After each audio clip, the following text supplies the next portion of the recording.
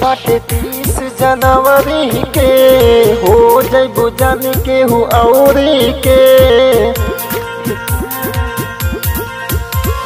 शादी बाटे 30 जनवरी के, हो जइबू जान के हूँ औरी के। तो हमारा के छोड़ दिहलो सुना बेवफा, हमारे दिल तोड़ दिहलो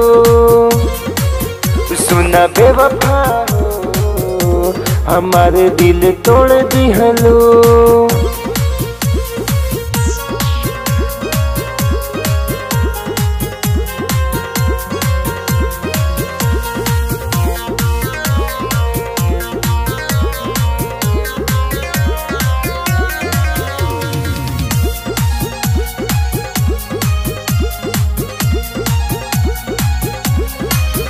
कल प्यार कैलू मीठी मीठी बोल के, आज बतिया बतावा तड़ खोल के। काहे बेवफा बनैलू तू हमके, तोड़ देलू सब प्यार के डोर के। कल प्यार कैलू मीठी मीठी बोल के, आज बतिया बतावा तड़ खोल के। तनी को बुझल नहीं तहरा हो, टूटबू भतार संग लहरा हो। हमसे मुँह मोड़ लिहलो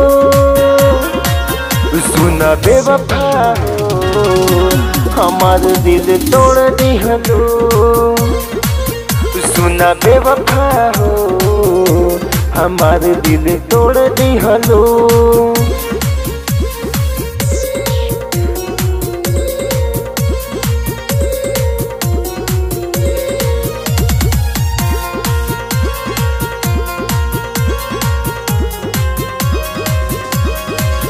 कबो न राकेश के जिंदगी में आई है, शिव कुमार के दिल न दुखाई है।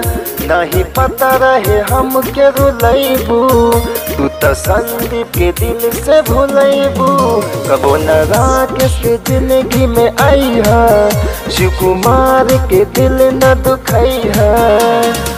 आइब न याद कब तहरा हो, लूट ले लू माओ का सुनहरा हो। नाता दोसर जोड़ लिहलो सुना बेवफा हो, हमार दिल तोड़ दिहलो सुना बेवफा हो, हमार दिल तोड़ दिहलो।